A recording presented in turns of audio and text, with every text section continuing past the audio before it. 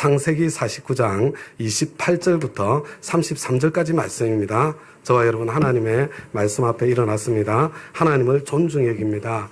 바로 그 마음으로 일어났고요. 내가 정말 이 말씀의 은혜와 축복이 나의 것이 되었으면 좋겠습니다. 그런 내가 순종의 발걸음 내디디는 그런 말씀이 되었으면 좋겠습니다. 그런 마음 담았어요.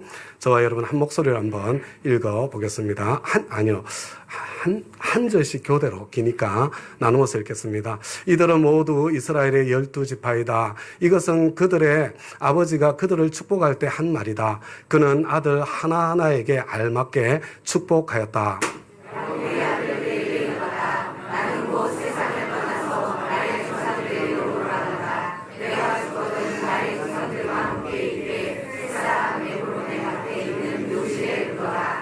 그 묘실은 가나안 땅 마므레 앞 막벨라 밭에 있다. 그 묘실은 아브라함 어른께서 묘실로 쓰려고 햇사람 에브론에게서 밭과 함께 사두신 것이다. 거기에는 아브라함과 그분의 아내 사라 이 두 분이 묻혀 있고 이삭과 그분의 아내 리브가 이 두 분도 거기에 묻혀 있다. 나도 너희 어머니 레아를 거기에다 묻었다. 밭과 그 안에 있는 묘실은 햇사람들에게서 산 것이다. 야곱은 자기 아들들에게 이렇게 이르고 나서 침상에 똑바로 누워 숨을 거두고 조상에게로 돌아갔다. 아멘. 우리 앞뒤좌우로 5명 이상 시작. 하늘 복 많이 받으세요. 하늘 복 많이 받으시고 땅의 복도 많이 받으시기를 바랍니다. 하늘 복과 땅의 복이 풍성하게 넘쳐나시기 바랍니다. 자, 우리 오늘은 우리 공동의회까지 있는 날이기 때문에 그래서 특별 순서도 줄이고 설교도 줄이고 이렇게 하려고, 그리고 오늘 같은 날은 제가 설교를 짧게 해야 재신임 할 때 저에게 더 유리한 것이 사실인데 그럼에도 불구하고 줄이고 싶었으나 도저히 줄일 수가 없었습니다. 그래도 잘 봐주시기를 부탁을 드립니다. 여러분 오늘로서 우리 다니엘 금식의 마무리 됩니다. 그러나 성경 읽기는 아직 끝나지 않았습니다. 며칠 더 읽어서 룻기까지 다 마무리할 수 있기를 부탁을 드립니다. 그리고 형편에 따라서 구약 일독을 하든지 아니면 우리 신구약 성경 통독을 할 때까지 우리 성경 읽기를 지속할 수 있으면 정말 좋겠습니다. 그리고 나 자신의 내면을 살펴보기 위한 말의 훈련, 이 말 훈련 자체가 아니에요. 이것을 통해서 내 내면을 살펴보고 싶은 거거든요. 이 말의 훈련도 졸업할 때까지. 졸업이 가능할까요? 졸업이 안 되면 적어도 3월 말까지는 이 밴드를 차고 이 훈련을 지속해 보았으면 정말 좋겠습니다. 금년에 졸업이 안 되면 또 내년에 다시 차고 또 함께 시도하고 성장하고 자라갔으면 좋겠습니다.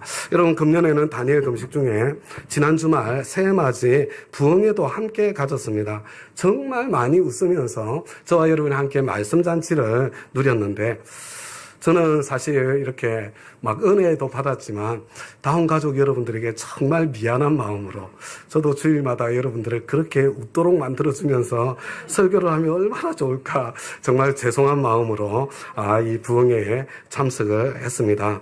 여러분들은 이 부흥회에 그 말씀 들었던 것 중에 뭐가 제일 기억에 남으십니까? 아이 귀여워.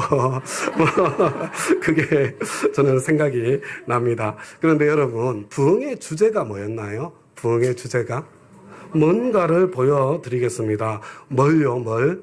하나님 나라. 그러면 하나님 나라 하면 뭐가 생각나야 된다고요? 그죠? 다스림이 생각이 나야 되는 거예요. 그런데 이게 무슨 뜻이냐면요. 이 하나님 나라 천국은 아무 때나 누려지고 아무 때나 보여줄 수 있는 그런 것이 아니라는 것입니다. 저와 여러분이 하나님의 다스림 아래에 순종할 때에 나름대로 살지 않고 주님대로 살 때에 말씀대로 살 때에 그때 비로소 성령 안에서 저와 여러분이 먼저 누리고 그래서 저와 여러분들을 통해서 그것이 보여질 수 있다는 그런 뜻을 담고 있는 것입니다. 그래서 내 기준이 아니라 하나님의 기준을 배웠을 때 여러분 난 어때? 내 인생에 그 하나님 말씀대로 산 그런 천국의 분위기, 하나님 나라의 분위기, 천국의 기쁨 그것이 흐르는가 그렇지 못한가 그걸 분별해보자는 그런 이야기죠. 그런데 저와 여러분에게는 처세술대로 나름대로 사는 것이 익숙하고 편합니다. 하나님 기준대로 사는 것은 어색하고 불편합니다. 잘 안 됩니다. 그래서 저와 여러분에게는 연습하고 훈련하는 것이 필요합니다. 그래서 실력을 길러야 그렇게 살 수 있게 되는 것입니다. 그러니까 전체적으로 보면 순서가 이렇게 되는 거예요. 먼저 하나님의 기준을 예배 드릴 때 성경을 읽으면서 저와 여러분이 배우게 되는 거죠. 그런데 내가 하나님의 기준을 배웠을 때 난 어때? 내가 나의 처세술대로 나름대로 살고 있는지, 하나님의 기준대로 살고 있는지, 여러분 한편으로는 스스로 나 자신의 내면을 살펴보면서 나를 돌아보는 거고요. 또 한편으로는 목장 형제 자매들을 거울로 삼아서 형제 자매들을 통해서 나를 분별해 보는 것입니다. 그런데 저와 여러분의 인생에서 하나님 기준대로 사는 것이 어색하고 잘 안 되니까 여러분 그것을 목장에서 훈련하고 연습하는 거예요. 그래서 훈련과 연습을 통해서 저와 여러분의 실력이 자라면 비로소 세상 한가운데서 하나님의 기준대로 살아내며 신앙생활을 할 수 있게 됩니다. 바로 그때 하나님의 다스림 속에 나에게 하나님 나라가 임해서 내가 천국을 누리고 내 인생의 분위기 가운데 하나님 나라 천국이 보여지게 되는 거지요. 우리가 새해마다 3주 동안 갖는 이 다니엘 금식과 말의 훈련은요, 바로 이 과정이에요. 성경 읽기를 통해서 하나님의 기준을 저와 여러분이 발견하죠. 그런데 그것으로 끝나는 것이 아니라 난 어때? 특별히 말의 훈련 가운데 나 자신의 모습을 스스로 분별해보고 목장 식구들과 함께 나누면서 함께 분별해보고 하나님의 기준대로 그렇게 살 수 있도록 훈련하고 연습하는 바로 그런 시간입니다. 그런데 저와 여러분이 금년에 다니엘 금식을 할 때는 우리가 5년의 성경 전체를 읽도가도록 분량이 나누어져 있잖아요. 금년에 우리 창세기부터 읽기 시작했습니다. 그래서 우리는 창세기 말씀을 통해서 하나님께서 이 말씀을 통해서 천지를 창조하실 때 저와 여러분은 하나님의 형상으로 창조했기 때문에 저와 여러분의 말이 얼마나 중요한지, 그리고 노아를 통해서 아브라함을 통해서 저와 여러분의 말도 얼마나 파워풀한지, 이것이 얼마나 중요한지를 함께 살펴보았습니다. 그런데 우리가 한꺼번에 창세기를 끝까지 쭉 읽었기 때문에요, 오늘은 우리가 이렇게 훈련하고 연습하면서 우리의 훈련과 연습의 목표점이 무엇인지 그것을 오늘 다시 한번 함께 그림을 그릴 수 있었으면 정말 좋겠습니다. 다음 가족 여러분, 이 창세기는요, 전체적으로 내용이 간단합니다. 1장부터 11장까지는요, 그냥 창조, 타락, 노아, 홍수, 바벨탑 이 4가지 사건이 나오는 거예요. 그리고 12장부터 50장까지는요, 12장부터 50장까지는 아브라함, 이삭, 야곱, 요셉 4족장의 이야기가 펼쳐집니다. 그런데 다음 가족 여러분, 여러분들은 이 4명의 족장들 가운데 어느 분이 제일 마음에 드세요? 제가 생각하기에 저와 여러분 가운데 요셉을 좋아하는 사람이 제일 많지 않을까? 10대에 노예로 팔려갑니다. 온갖 고난과 역경 가운데서도 좌절하지 않고 불과 30세의 나이에 마침내 당시 세계 최강대국 이집트의 총리가 된 사람, 성공 신화라 할 수 있는 바로 그런 사람이죠.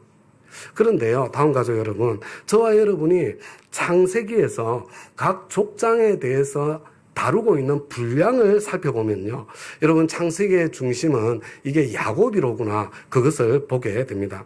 여러분 이 야곱의 이야기는 창세기 25장에 나옵니다.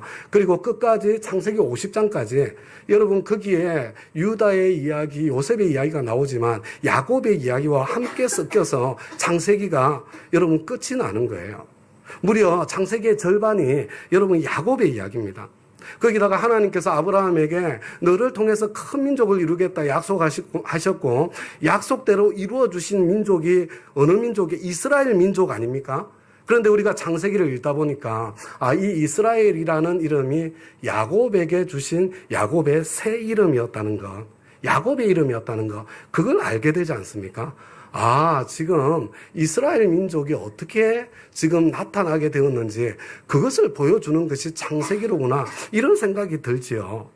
그런데 다음 가족 여러분, 이 이스라엘이라는 야곱의 새 이름, 이스라엘이라는 하나님의 그 축복의 통로로 주신 민족의 이름, 여러분 그 이름의 뜻이 무엇인지 여러분 그거 창세기에서 찾으셨습니까?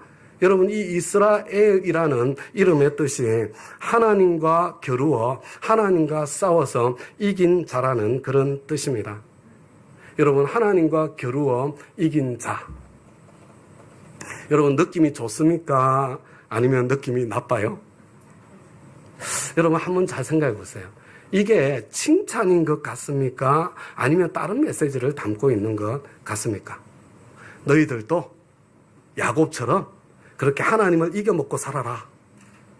저와 여러분에게 그렇게 교훈하고 그런 삶을 격려하기 위해서 이런 이름을 주신 것 같습니까? 아니면 반대일 것 같습니까? 여러분 한번 생각해 보세요. 이 야곱의 인생은 아름다운 인생이었습니까? 험악한 세월을 보낸 고난의 인생이었습니까? 여러분 이스라엘이라는 이름을 가진 이 이스라엘 민족의 역사는 축복의 역사였습니까? 고난의 역사였습니까? 우리는 가끔 자식 이기는 부모 없다 그런 말을 하죠. 여러분 부모를 이겨먹은 자식 여러분 어떤 느낌이 드십니까? 부모가 그렇게 반대를 하고 또 반대를 하는데도 꾸역꾸역 자신의 고집을 꺾지 않고 자기 길을 가는 자식, 그것이 전공이든 그것이 직업이든 그것이 결혼이든 그것이 진로든 뭐든 부모가 아무리 반대해도 자기 꿈을 쫓아 자신의 길을 선택하는 자식, 여러분 어떤 느낌이 드세요? 여러분 좋은 느낌이 드십니까? 안타까운 느낌이 드십니까? 혹시 좋은 느낌이 드시면 그런 자식들 많이 가지시기를. 여러분 자식이 아무리 부모의 의견을 무시하고 고집을 부려도 부모는 결국 자식을 이길 수가 없습니다. 자식은 자식입니다. 그렇다고 하더라도 자식을 호적해서 파지 않습니다. 내가 없으면 어쩔 수 없지만 만약에 있으면 그런 자식이라고 하더라도 유산을 상속하고 물려줍니다. 여러분 부모가 힘이 없어서 그렇습니까? 아닙니다. 부모가 자식을 사랑하기 때문입니다. 자식 이기는 부모 없다는 말은 이거 부모의 능력에 대한 이야기가 아닙니다. 이것은 부모의 사랑에 대한 이야기입니다. 여러분 야곱의 새 이름 이스라엘이라는 이름의 뜻이 하나님과 겨루어 이긴 자라는 말은 여러분 야곱은 하나님의 사랑 안에 있는 자라는 그런 뜻이에요. 야곱이 걸었던 길이 하나님 마음에 정말 들지 않았지만 그래도 야곱을 향한 하나님의 사랑은 결코 거두어지지 않았다. 하나님은 야곱을 사랑하셨다. 여러분 그 이야기를 담고 있는 거예요. 그런 의미에서 저와 여러분도 이스라엘입니다. 여러분 우리가 이 세상을 보면요. 부모님과 겨루어 이긴 자식 중에 부모를 이겨 먹었음에도 불구하고 행복하게 사는 자식들도 있고요. 부모를 이겨 먹었음에도 불구하고 성공한 인생을 사는 자식들도 있습니다. 여러분 왜 그런 줄 아세요? 첫 번째는요. 그래도 부모님이 자식에게 져 주셨기 때문이에요. 부모님께서 져 주셔서 그래도 자식들을 밀어주고 자식들을 도와주셨기 때문이지. 그렇다고 부모가 자식과 관계를 끊어버리면 여러분 행복할 수 없습니다. 그리고 성공하기도 힘이 들어요.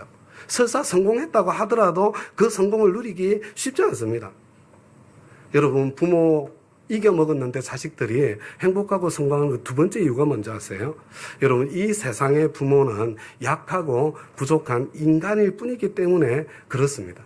여러분 부모가 완전하지 않아요.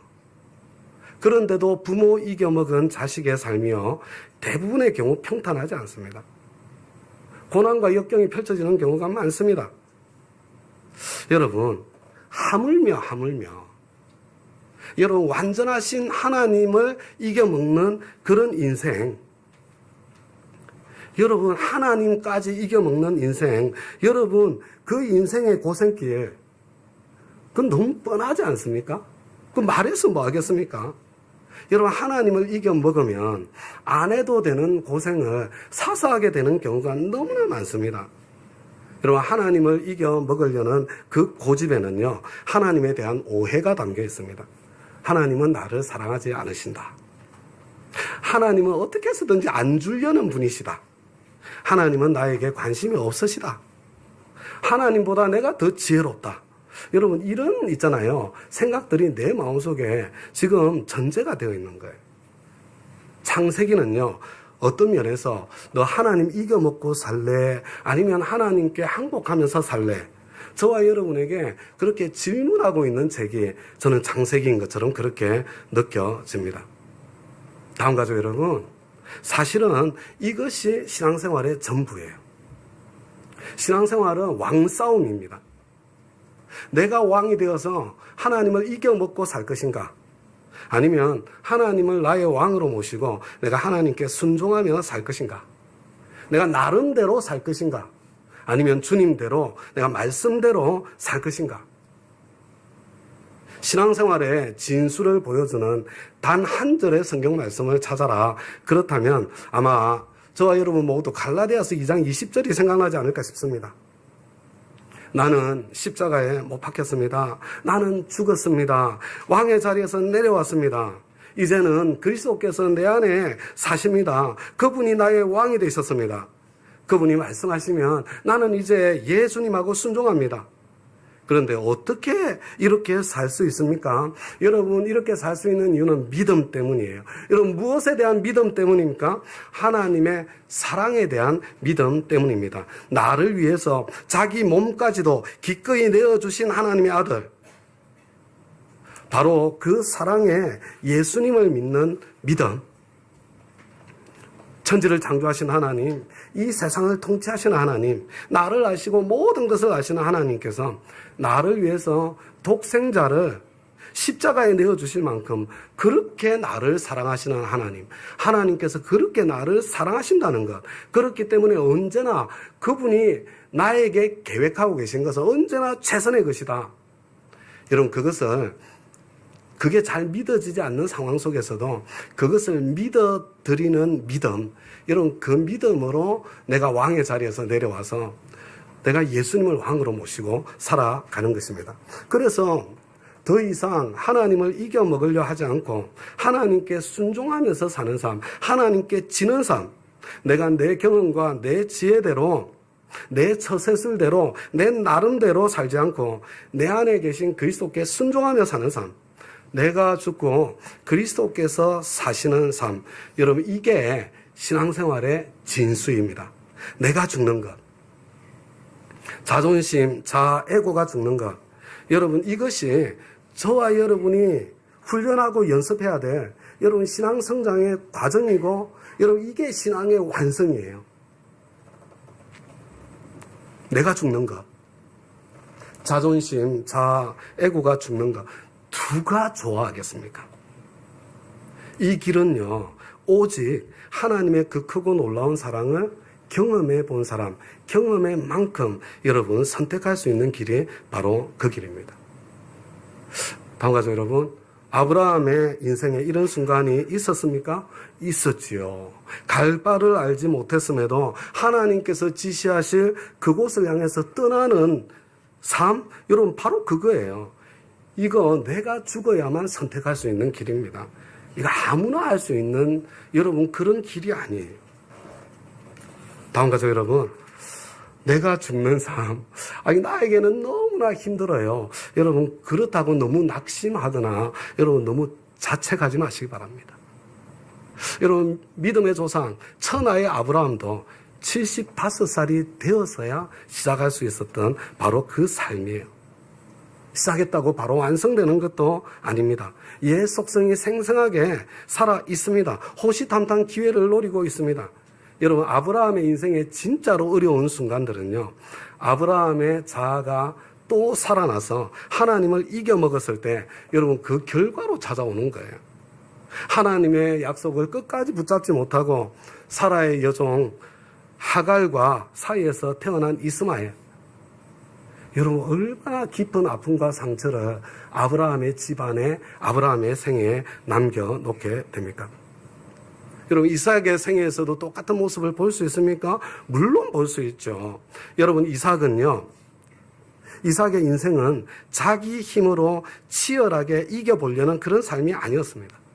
여러분 이삭의 삶의 특징은 양보하고 져주는 삶의 방식, 이게 하나님의 방식이거든요. 그 방식이었습니다. 때로 비겁해 보이기까지 했습니다. 그래도 하나님의 방식대로, 함께 하시는 하나님의 방식대로 살았기 때문에 여러분 이삭은 가는 곳마다 우물을 발견하죠. 그뿐만 아니라 100배의 결실을 맺는 축복의 자리에 서지 않습니까? 여러분 이삭의 고통도 여러분 마찬가지예요. 하나님 이겨 먹었을 때 이삭의 고통이 찾아오는 거예요. 하나님의 뜻을 거슬러서 자신의 육체의 욕망을 따라 에서를 축복하려고 하나님께서 이미 야곱이라고 말씀해 주셨는데 에서를 축복하려고 시도하면서 여러분 그와 그 가족의 삶이 완전히 다 꼬이고 마는 리브가의 은상도 마찬가지예요. 여러분 요셉의 삶의 고난이요, 자기 아버지 야곱이 하나님과 겨루어 이긴 데서 온 열매입니다. 하나님께서는 레아를 여러분 자기 외삼촌을 라반이라는 말도 안 되는 그 손길을 통해서 하나님께서는 레아를 야곱의 합법적인 아내로 주셨다니까요. 그런데 야곱은 그 받아들이지 않습니다. 끝까지 라헬에게 집착하며, 그래서 어떻게 돼요? 라헬이 낳은 요셉에게 집착하고 그 다음에 그 동생 베냐민에게 집착하면서 편애를 계속해서 이어가죠. 부모의 삶은 자식의 인생에 지대한 영향을 끼치게 되어 있는 것입니다. 그러나 여러분 이 요셉은 굉장히 특별합니다. 요셉은 하나님을 이겨 먹으려고 하지 않습니다. 고난의 환경 속에서도 보이지 않는 하나님의 손을 믿어드리면서 끝까지 하나님께 순종함으로 어떻게 해요? 자신의 인생에서 하나님께서 원래 하시려던 그 일이 지체되지 않고 이루어지도록 그렇게 성취하는 그런 삶을 살게 되죠. 여러분 하나님과 겨루어 이기지 않고 순종하는 자존심 자아가 죽은 여러분 요셉의 모습 가장 확실하게 보여주는 그런 고백이 창세기 45장, 창세기 50장에 여러분 가장 선명하게 나타나 있습니다. 여러분 창세기 45장의 고백을 보세요. 여러분 이 고백은요 요셉의 나이 39세 때 한 고백입니다.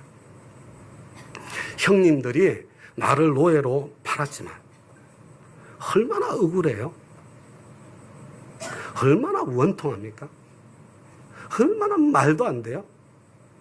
그런데 그것은 하나님께서 하신 일입니다. 정말 놀랍지 않습니까? 자신의 가장 고통스러운 그 현실 속에서 보이지 않는 하나님의 손을 보고 하나님의 주권을 인정한 것입니다. 하나님께서 하신 일이기 때문에 나는 하나님을 이겨먹을 수 없기 때문에 분노와 원한과 억울함으로 사는 것이 아니라 노예의 자리에서도 성실하게 최선을 다해서 여러분 살기를 선택한 거죠. 그래서 보디발 집안의 가정 총무가 되었어요. 여러분 이 기간 허송세월 한 것이 아닙니다. 하나님의 놀라운 계획 안에 있었습니다. 여러분 이후에 이집트 총리로 하나님께서 세워주실 때 그때 꼭 갖추어야 될 그 실력이요, 실력. 민초들의 삶을 경험하고 이해하는 실력, 거기다가 여러분 재무관리, 그 능력을 훈련하는 그런 실력을 쌓는 시간이 된 겁니다. 그 보디발의 집에서 자신은 하나님 앞에 진실하게 살기를 끝까지 선택했는데 보디발 아내의 모함으로 감옥에 던져졌습니다. 얼마나 억울합니까? 그런데 그것 또한 하나님께서 하신 일이기 때문에 하나님을 이길 수 없기 때문에 그 안에서도 최선을 다해서 성실하게 살아서 왕의 감옥에 갇힌 높은 관직의 죄수들을 맡아서 관리하는 그런 역할을 하게 된 것입니다. 여러분 의미 없는 허송세월을 한 게 아니에요. 하나님의 계획 아래 있었습니다. 이후 하나님께서 총리로 세워주실 때 그때 꼭 갖춰야 될 여러분 고위 관리들을 이해하고 그들을 부릴 수 있는 실력, 인사관리의 능력, 이것을 배양하는 바로 그 시간, 그리고 하나님의 축복은 만남을 통해서 일어나게 돼 있는데 하나님께서 주시는 그 만남의 통로가 열려지는 바로 그 시간, 여러분 그 시간으로 하나님께서 그 시간을 쓰신 거예요. 창세기 50장의 요셉의 고백을 보세요. 여러분 19절을 보세요. 내가 하나님을 대신하기라도 하겠습니까? 내가 하나님 자리에 서겠습니까? 내가 하나님을 이기겠습니까? 아닙니다. 나는 결코 그렇게 하지 않을 것입니다. 나는 하나님께 순종할 것입니다. 여러분 바로 그 고백이에요. 정말 아름답지 않습니까? 여러분 20절 말씀을 보세요. 하나님을 왕으로 모시고 살아갈 때에 여러분 하나님을 신뢰하고 사랑하는 그 마음으로 여러분 순종의 길을 걸어갈 때에 하나님께서는 어떤 역경과 환난이라고 하더라도 어떻게 했어요? 협력하여 선으로 바꾸십니다. 하나님께서는 바로 그 일을 통해서 더 좋은 일이 일어나게 하시는 거예요. 여러분 그래서 우리는 일이 이렇게 되어서 더 좋은 점은 무엇인가? 일이 이렇게 되지 않았더라면 누릴 수 없었던 유익은 무엇인가? 이 상황 속에서 나는 어떻게 하나님의 사람답게 반응할 수 있겠는가? 말도 안 되는 상황 속에서 이 질문들을 반복해서 하면서 여러분 그렇게 살아보려고 지금 질문하고 연습하고 있는 것입니다.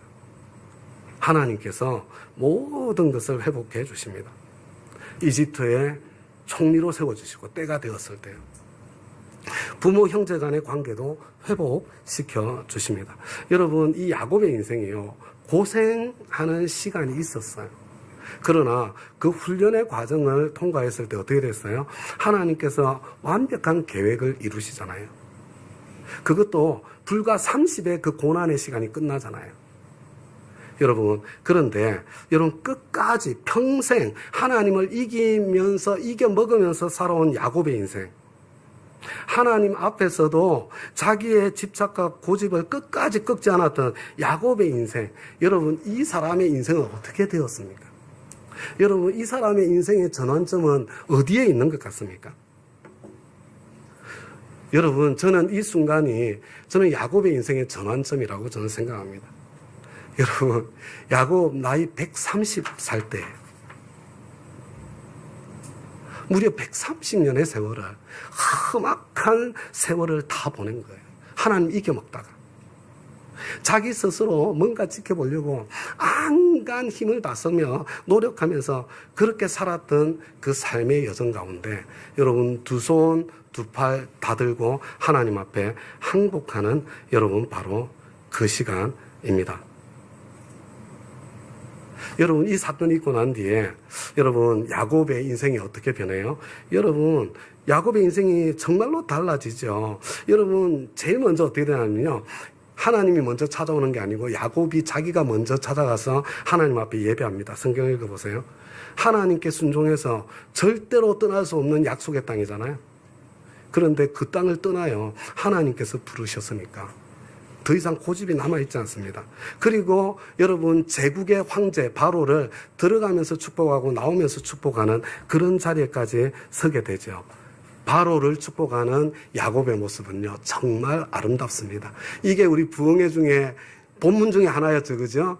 하나님 앞에서 사십니까? 그런 제목으로. 그래서 바로 앞에서도 위축되지 않고 당당하게 우리는 목축을 하는 사람입니다. 그렇게 살 수 있는, 정직하게 말할 수 있는 삶, 나그네로 살기를 선택하는, 결국 약속의 땅으로 되돌아가게 되어 있으니까 나그네로서 고난 즐기기를 선택한 삶, 그리고 축복의 통로로 사는 삶. 기억이 안 나시겠지만 여러분 뇌를 집에다 두고 오셔가지고 여러분 그런 삶을 살게 되었는데 야곱이. 근데 여러분 내가 말씀 들으면서요 나도 그런 삶을 살아야지 여러분 결심한다고 그 삶이 사라지는 게 아니에요. 여러분 훈련하고 연습하는 과정이 있어야 사라지는 삶입니다. 여러분 내가 하나님 앞에서 죽고 내 자아가 죽고 내 자존심이 죽었을 때 비로소 야곱이 비로소 130살에 겨우 살게 된 삶의 모습을 거기서 보여주고 있는 거예요. 저에게 가장 인상적인 야곱의 모습은요, 야곱이 세상을 떠나기 전에 자식들을 축복하고 자신이 묻힐 곳을 말해주는 유언을 남겨서 죽는 장면이거든요. 너무나 아름다운 장면이죠. 그런데 여러분 한번 보세요. 진짜 여기를 보면요. 야곱이 자기 아들 요셉에 대한 집착, 베냐민에 대한 집착이 끊어져요. 여러분, 야곱은요, 장자권에 대한 집착, 그것이 엄마에 대한 집착으로 저는 라헬하고 엄마가 굉장히 닮았다고 저는 생각하거든요. 성경에 안 나와요. 그런데 이 엄마에 대한 집착이 라헬에 대한 집착으로 그것이 요셉에 대한 집착, 베냐민에 대한 집착으로 끊임없이 이어지는데 이 마지막 장면을 보세요. 그 집착이 다 끊어져요. 여러분, 요셉, 야곱 특별 대화하지 않습니다. 아들 하나하나에게 알맞게 그들 각 사람의 분량대로 그렇게 축복하는 모습을 보게 되죠. 그리고 자기 장례 지낼 때요, 장사 지낼 때 여러분 라헬에 대한 집착이 완전히 끊어진 걸 보게 돼요. 야, 그래도 나는 라헬 묻힌 데 묻어다오 이거 안 해요. 말 언급 자체를 안 해요. 하나님께서 자기에게 주셨던 그 합법적인 아내거든요. 여러분, 그 레아 옆에 조상이 묻혀 있는 그 자리에 묻히겠다고 그렇게 고백을 하거든요. 저는 이 순간 이 야곱의 아들들 안에 있잖아요. 치유와 회복이 일어나는 순간이었을 것이라고 그렇게 생각이 되어집니다. 다음 가죠, 여러분. 만약에 정말 힘들지, 속상하죠. 그런데 야곱이 처음부터 하나님께서 주신 레아를 자신의 아내로 받아들이고 하나님께 항복했다면, 그렇다면 야곱의 인생은 어떻게 달라졌을까요? 다음 가죠, 여러분. 하나님은요, 저와 여러분이 절대로 싸워서 겨루어서 이겨야 될 대상이 아니에요. 하나님은 저와 여러분이 빨리 항복하고 순종하는 것이 제일 좋은 대상입니다. 물론 저와 여러분이 하나님 이겨 먹어도 됩니다. 하나님께 고집 부려도 돼요. 나는 하나님의 아들이고 딸이니 하나님이 나를 이기지 못하실 겁니다. 져주실 거예요. 여러분, 그리고 거기에서도 또 합력해서 최선의 길을 찾아서 이루어 주실 겁니다. 그러나 여러분, 그런 인생 살잖아요. 그러면 하나님께서 원래 나에게 계획하셨던 진짜 아름다운 계획은 사라지고 없어지는 거예요. 자, 마지막으로 성경 말씀 한 절만 더 나눌 텐데요. 저와 여러분이 그러면 언제 자존심 자애고가 죽고 저와 여러분이 정말 하나님 주님대로 말씀대로 사는 그 자유의 삶에 언제 들어갈 수 있는가? 여러분, 내가 하나님 앞에서 고집을 부릴 때마다 내가 하나님 자리에 앉아 있다는 것, 내가 하나님을 이겨먹고 있다는 그 사실을 여러분 볼 줄 알아야 돼요. 여러분, 내가 그것을 지금 내가 하나님 노릇하고 있구나, 이것을 딱 볼 줄 알게 될 때 여러분 그때부터 자유가 시작이 되는 겁니다. 저와 여러분 너무나 잘 아는 말씀이죠. 여러분, 진리를 알지니 진리가 너희를, 이렇게 돼 있잖아요. 이거 있잖아요. 진리는 예수님이야. 예수님을 알지니 예수님이 너희를, 이렇게 읽어도 돼요. 그런데 여러분, 그 신천지 스타일이잖아요. 여러분, 이 성경은요, 이 진리는 어떤 때는 예수님이고요, 어떤 때는 성경 말씀이고요, 어떤 때는 그냥 사실 그 자체를 이야기하는 거예요. 여러분, 이 진리는 예수님일 수도 있고요, 또 다른 한편으로는요, 여러분 그냥 사실 그 자체를 이야기할 수 있습니다. 여러분, 진리를 알지니 그랬잖아요. 진리를 알지니 진리가 너희를 자유케 하리라 그랬잖아요. 여러분, 그냥 진리가 나를 자유케 하는 게 아니에요. 저와 여러분이 알게 된 그 진리가 저와 여러분을 자유케 해주는 것입니다. 그래서 저와 여러분이 정말로 자유로워지려면요, 여러분 먼저 알아야 돼요. 여러분 제대로 알게 되면 거기에서 찾아오는 자유를 경험하고 누리게 되는 거예요. 그래서 여러분, 난 어때? 하고 끊임없이 질문해서 내 자신의 모습을 보아야 되는 거예요. 내 진짜 모습을. 그러면 거기에서부터 진짜 자유가 시작되는 것을 경험할 수 있는 거예요. 내가 얼마나 집착이 강한 사람인지, 내가 얼마나 지독하게 하나님 자리에 앉아 있는 사람인지, 내가 얼마나 왕노릇하는 사람인지, 내가 어디에 무엇에 집착하고 어떤 영역에서 내가 하나님을 이겨먹고 있는지, 여러분 아는 데서 자유가 시작됩니다. 여러분, 이 아는 데서 집착이 끊어지는 출발점이 오는 거예요. 특별히 이 자리에 계신 저와 여러분 가운데 나는 정말 종교 활동을 열심히 하고 있어. 그런데도 불구하고 내 인생은 너무 꼬여 있어. 여러분 그렇다면요. 더더군다나 이걸 하셔야 됩니다. 여러분 나의 집착을 볼 줄 알아야 돼요. 하나님 앞에 가지고 있는 내 고집을 보고 그것을 끊어낼 수 있어야 여러분 인생이 바뀌게 될 것입니다. 여러분 나는 어때? 다른 사람에게 물어보는 것 같지만요. 사실은 나 자신에게 먼저 물어야 돼요. 내 자신의 내면과 참모습을 볼 줄 아는 그 눈이 열려야 돼요. 그래서 우리가 말의 훈련을 하고 있는 겁니다. 주님 시선 앞에 나 자신을 세울 줄 알아야 되는 거예요. 여러분 제가 이제 마무리하면서 지독하게 하나님 앞에서 하나님 노릇 왕노릇하고 있는 사람의 5가지 특징을 간략하게 세 가지만 말씀드려야 되는데 그죠? 막 갑자기 좌절감이 느껴지죠, 그죠? 그래도 어쩔 수가 없어요. 잘 봐주세요.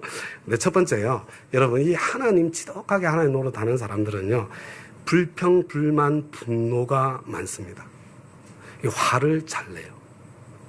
여러분 힘이 있을 때 화를 폭발시킵니다. 그런데 힘이 없을 때는요.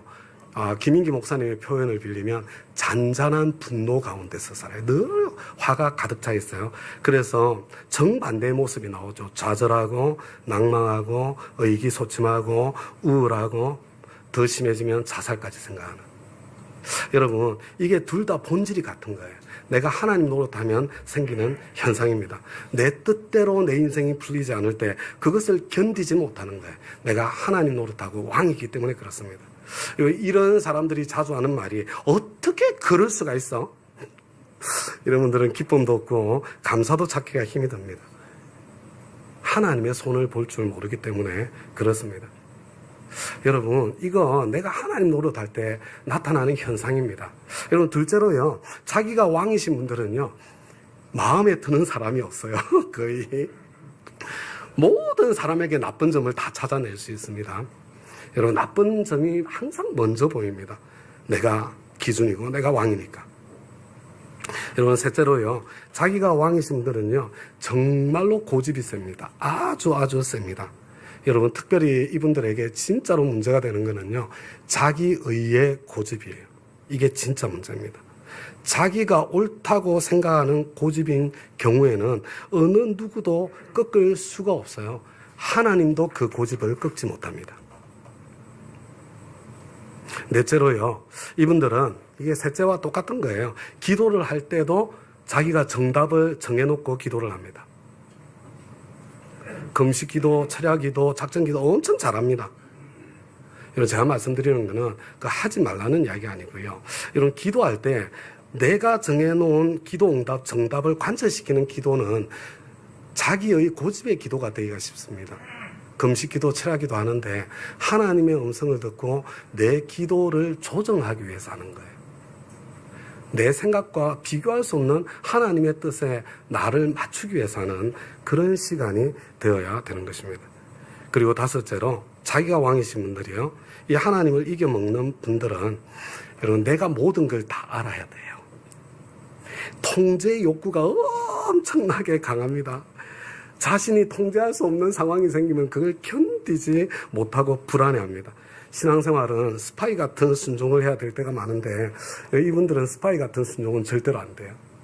자기가 통제가 안 되기 때문에. 여러분 제가 5가지만 말씀드렸는데요. 제가 어떻게 이 5가지를 여러분들한테 말씀드릴 수 있겠어요? 그게 하나님 노릇하던 저의 모습이기 때문에.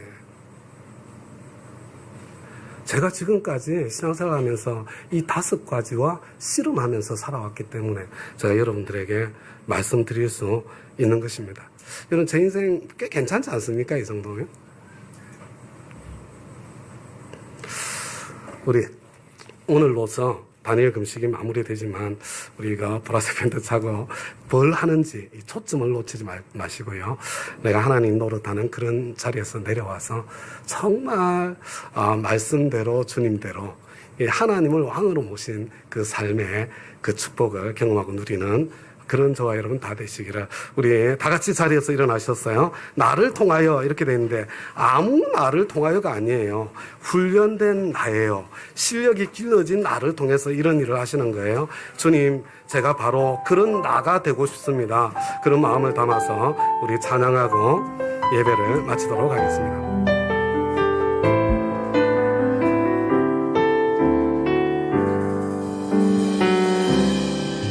지금 서 있는 이곳에서 높임을 받으소서. 내가 받는 땅 주님의 땅이니 하늘이 주의 이름 높이 올리며 넓은 나라가 주를 노래해. 모든 만물 주를 경배해. 모든 입술 주를 찬양해. 천지를 만드신 만물의 통치자 높임을 받으소서. 내 평생에 주의 이름 높이며 어느 곳에 서든지 주님을 예배하리라. 내가 받는 모든 땅 아버지의 영광이 선포되어야 하리. 찬양하며